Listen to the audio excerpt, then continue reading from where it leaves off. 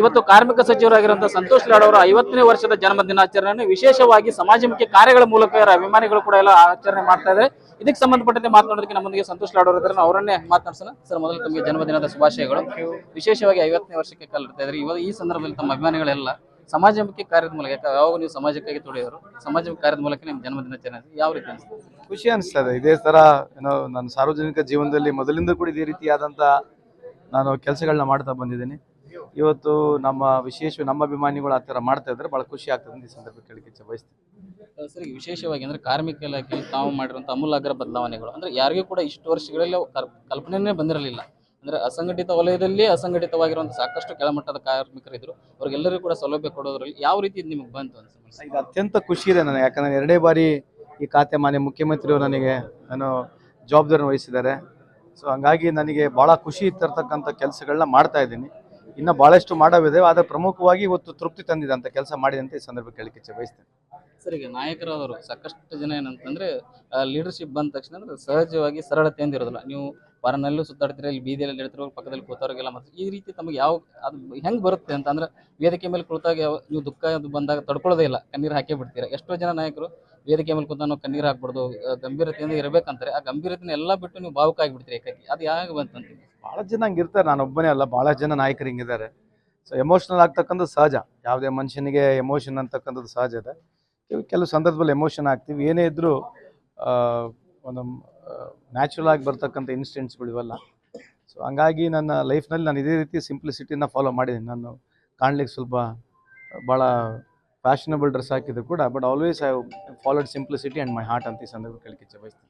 ಸರಿ, ಕಾರ್ಮಿಕರಲ್ಲಿ ಸಾಕಷ್ಟು ಕಾರ್ಯ ಮಾಡಿದ್ರೆ ಇನ್ನೂ ಕೂಡ ಸಾಕಷ್ಟು ಯೋಜನೆ ಹಾಕೋದು, ಮುಂದೆ ಏನೇನು ಮಾಡ್ಬೇಕಂತ? ಆಗಲಿ ಇನ್ನು ಇರ್ತಕ್ಕಂಥ ಕಾರ್ಯಕ್ರಮಗಳು ಏನು ತಂದಿದ್ದೀವಿ ಈ ವರ್ಷ, ಅದು ಅನುಷ್ಠಾನ ಆಗಬೇಕು.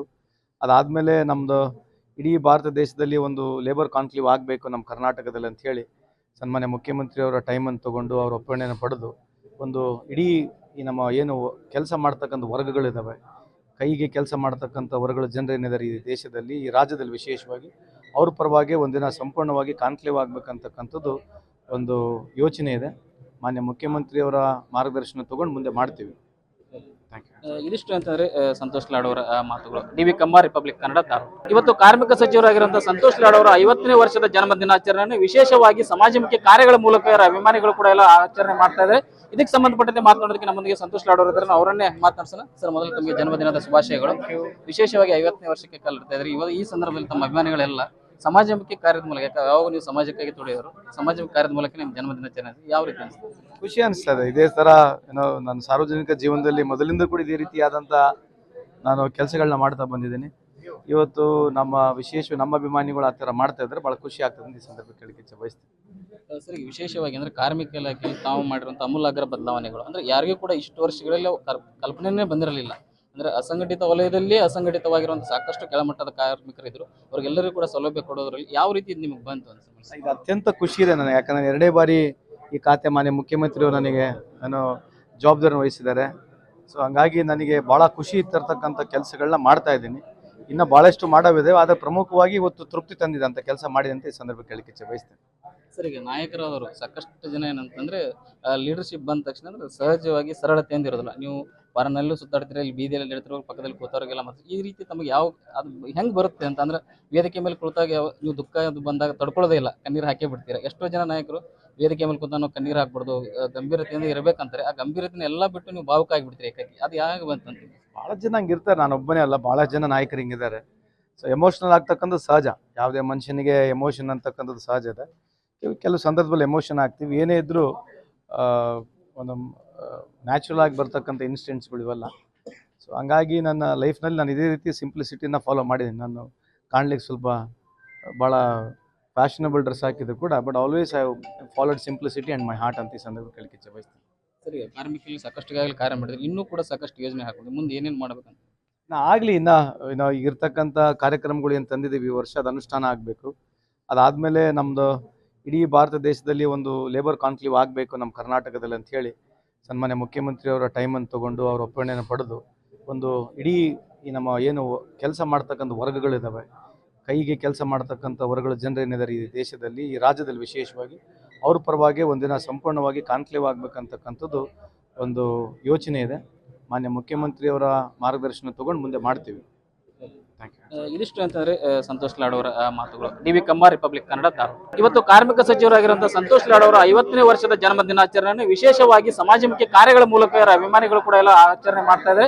ಇದಕ್ಕೆ ಸಂಬಂಧಪಟ್ಟಂತೆ ಮಾತನಾಡೋದಕ್ಕೆ ನಮ್ಮೊಂದಿಗೆ ಸಂತೋಷ್ ಲಾಡ್ ಅವರು ಇದ್ದಾರೆ. ಅವರನ್ನೇ ಮಾತನಾಡ್ಸೋಣ. ಸರ್, ಮೊದಲು ತಮಗೆ ಜನ್ಮದಿನದ ಶುಭಾಶಯಗಳು. ವಿಶೇಷವಾಗಿ 50ನೇ ವರ್ಷಕ್ಕೆ ಕಾಲಿಡ್ತಾ ಇದ್ದಾರೆ. ಇವಾಗ ಈ ಸಂದರ್ಭದಲ್ಲಿ ತಮ್ಮ ಅಭಿಮಾನಿಗಳೆಲ್ಲ ಸಮಾಜಮುಖಿ ಕಾರ್ಯದ ಮೂಲಕ, ಯಾವಾಗ ನೀವು ಸಮಾಜಕ್ಕಾಗಿ ತೊಡೆಯೋರು, ಸಮಾಜಮುಖಿ ಕಾರ್ಯದ ಮೂಲಕ ನಿಮ್ಮ ಜನ್ಮದಿನಾಚರಣೆ ಯಾವ ರೀತಿ ಅನಿಸ್ತದೆ?